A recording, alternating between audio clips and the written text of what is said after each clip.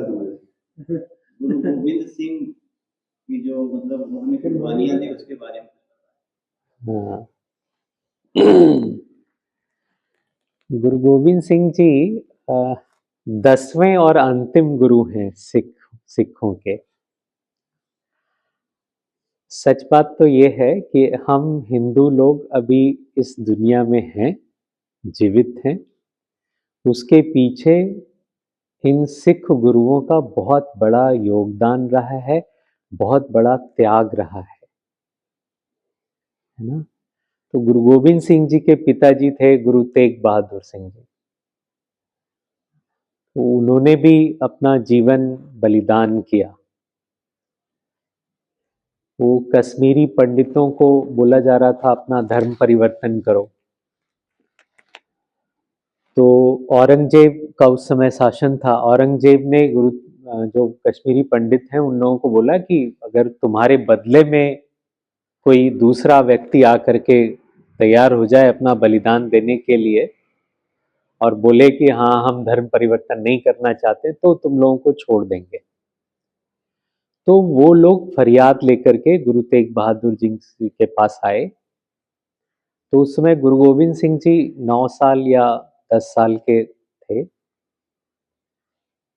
तो उन्होंने बोला कि आपसे अच्छा और महान व्यक्ति कौन है जो मना कर सकता है।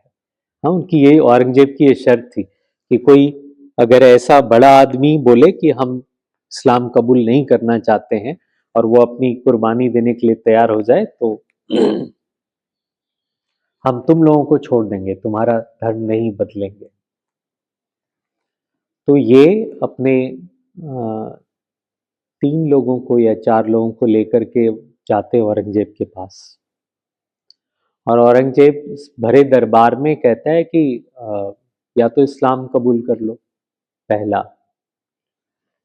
दूसरा जो है कि कुछ चमत्कार अगर तुम्हारे पास में है तो वो चमत्कार दिखाओ हमको।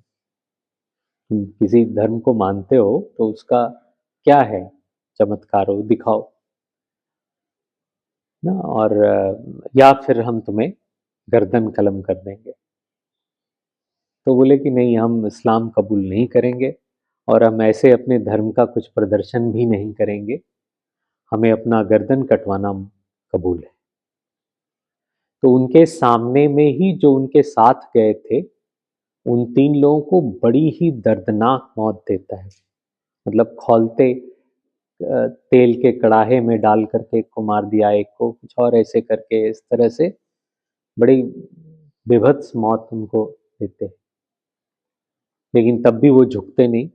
तो फिर सरेआम चौक पर, हाँ, दिल्ली में चांदनी चौक पर उनको सरेआम लोगों के सामने उनका गर्दन जो है धड़ से अलग करवा दिया जाता है।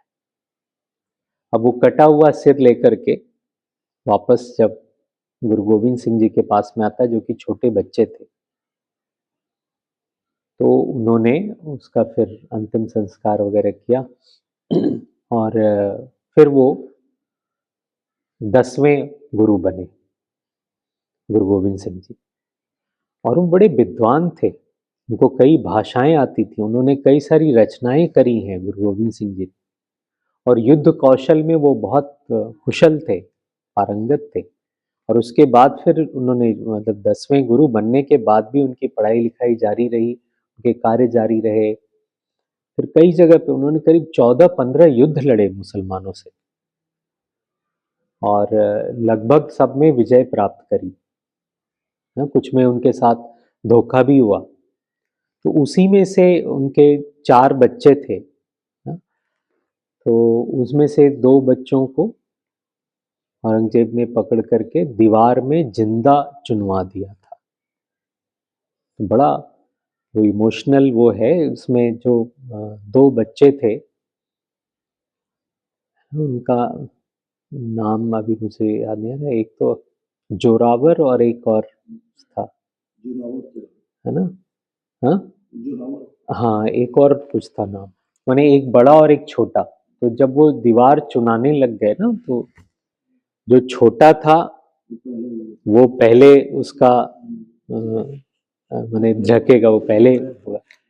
तो जो बड़ा वाला भाई है वो बोल रहा है ऐसे तो तू मुझसे छोटा है, लेकिन शहीद तू पहले हो रहा है, इसलिए तू बड़ा हो गया, तो हम तुमको सैल्यूट करते हैं कि इस पथ पर पहले तुमने कुर्बानी दी। तो इस तरह से मतलब उनके बच्चों के साथ ऐसा हुआ, फिर भी वो हिम्मत नहीं हारे और वो लड़ते रहे। तो हम जो कह रहे हैं ना कि आज मतलब हिंदुओं को बचाने में उनका बहुत बड़ा त्याग है, बहुत बड़ा योगदान है। वो झुके नहीं, वो कभी भी उनसे। फिर उनको लगा कि अब खाली ज्ञान से धर्म से नहीं चलेगा, है ना, हमें थोड़ा सैनिक बनाने पड़ेंगे, संत सिपाही का धारणा। तो उन्होंने खालसा पंथ की स्थापना करी। वही जो 5 क कैसे चीजें जो पहनते हैं ना, कंघी, केश, कड़ा, कच्छा, कृपाण, तो ये जो 5 चीजें हैं वो उन्होंने खालसा पंथ बनाया और उन्होंने ये किया कि अभी सब सिख ये 5 चीजें धारण करेंगे। उनके लिए कुछ नियम बनाए कि उनको क्या क्या करना चाहिए, क्या नहीं करना चाहिए, इस तरह से। और बहुत वर्षों तक जो है ना सिख और हिंदू धर्म में इस तरह का कोई अलग पहले भी नहीं था, अभी भी नहीं है, बहुत एक साथ रहते। बहुत सारे पंजाब में अभी भी बहुत सारे परिवार ऐसे होंगे जो अपने पहले बच्चे को सिख बना देते हैं। वो पूरा कृपान धारण करता है, केस धारण करता है, पगड़ी पहनता है, और बाकी सब नॉर्मल लोग होते हैं। तो इस तरह का माने एक अपने घर से सिपाही देना, इस तरह का। तो बताते हैं कि जब उन्होंने वो पंच प्यारे चुने, उसकी बड़ी अद्भुत कथा है।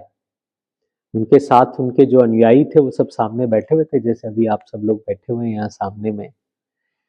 तो उन्होंने अपनी एक तलवार दिखाई, बोले ये नई तलवार हम खरीद कर लाए हैं, तो इसको जरा टेस्ट करना चाहते हैं, इसका हम जांच करना चाहते हैं तलवार में कितनी धार है। तो इसके लिए मुझे कोई एक अपने आप को जो बलि देने के लिए तैयार हो अपनी, वो आ जाए, तो हम उसकी गर्दन पर इसको चला करके देखेंगे कि एक बार में गर्दन कटती है कि नहीं। अब सोचिए आज के ज़माने में कोई कितना भी बड़ा गुरु हो और वो कह दे कि हम तलवार से टेस्ट करेंगे तुम्हारी गर्दन, तो बहुत सारे उठ करके अपना चल दिए पीछे से, जो पीछे बैठे थे। लेकिन एक व्यक्ति तैयार हुआ, तो उसको ले गए तंबू के अंदर, और उधर जा करके फिर जब 2 मिनट बाद बाहर निकल करके आए तो उनके तलवार पे खून लगा हुआ, और वो व्यक्ति नहीं आया। तो अभी जब ये देखा तो जो लोग, और मान लीजिए 10-20 हजार लोग होंगे, तो उसमें से और 1,500-2 हजार लोग कम हो गए, सभी उठ करके निकल लिए। फिर एक व्यक्ति तैयार हुआ, बोला एक टेस्ट तो हो गया, लेकिन एक बार और करना चाहते हैं टेस्ट तलवार का। फिर एक दूसरा व्यक्ति तैयार हुआ, फिर उसको भी तंबू में ले गए। तो अब फिर आए तो तलवार में इस बार थोड़ा और ज़्यादा खून लगा हुआ। इसी तरह से तीसरा, इसी तरह से चौथा। अब धीरे धीरे भीड़ कम हो रही, और जब चौथे को उन्हें ऐसा प्रतीत हुआ कि अंदर ले जाकर के उसकी गर्दन काट दिए हैं, तो उस तंबू से खून बाहर आ गया। माने अब तो 4 लोग उधर गर्दन कट चुकी है, तो खून ज़्यादा हो गया, तो खून बाहर निकल करके उसकी धार जब बाहर आ गई, तो और सारे लोग वो खून देख करके और कम हो गए और निकल लिए। फिर 5वां व्यक्ति भी तैयार होता है, उसको भी लेकर के अंदर जाते हैं, और फिर वैसे ही खून और बढ़ जाता है। तब जो लोग वहाँ मौजूद रहे उसके बाद भी अपना बलिदान देने के लिए तैयार रहे, और इन 5 को वो बाहर निकाल करके लाते हैं, और फिर उनको एक जल जो है उसमें दूध मिला करके और जल मिला करके उन 5 को पिलाते हैं। उसका नाम उन्होंने अमृत बोला कि ये अमृत है। ये जो पंच प्यारे, वही 5 प्यारे हुए, उन पंच प्यारों को अमृत पिला करके अमर कर दिया। वो अपने बलिदान से अमर हुए, है ना। अच्छा, ये पांचों लोग जो बाहर जब आए तो हुआ कि भाई आप तो अंदर ले जा करके जो खून निकालते थे गर्दन, तो अंदर में एक्चुअली एक बकरा रखा था, तो उसको काट करके और तलवार पे उसी का खून था और उसी की धार थी। मतलब ही वांटेड टू टेस्ट कि कितने लोग ऐसे हैं जो इतने बहादुर हैं कि अपनी जान की कुर्बानी दे सकते हैं। उनको उन्होंने अपने सेना में लिया और ऐसे सैनिक उन्होंने बनाए, ऐसे खालसा पंथ की स्थापना करी और फिर उनके साथ उन्होंने कई सारे युद्ध लड़े और मुगलों को त्रस्त कर दिया, है ना। और फिर जब औरंगजेब का निधन हुआ, उसके बाद फिर जो बहादुर शाह जफर जो आखिरी मुगल शासक बने, उनसे उनकी बड़ी मित्रता थी, उनको बादशाह बनाने में इनका योगदान था। और ये सब देख करके कोई दूसरा जो है वो ईर्ष्या करता था और फिर उन्होंने किसी दो लोगों ने, दो पठान को इनको भेज करके और धोखे से इनके ऊपर में वार किया और इनको इस तरह से मारा गया। लेकिन ये जो आप सोचिए जरा ना कि एक छोटा सा बालक जिसने अपने पिता का गर्दन धड़ से अलग हुआ देखा, है ना, कितने बहादुर रहे होंगे और कितने ज्ञानी थे। उनकी जो रचनाएं हैं, उनकी जो किताबें, कई किताबें उन्होंने लिखी। एक बचित्तर नाटक नाम से उनकी अपनी आत्मकथा है, पढ़ने लायक है।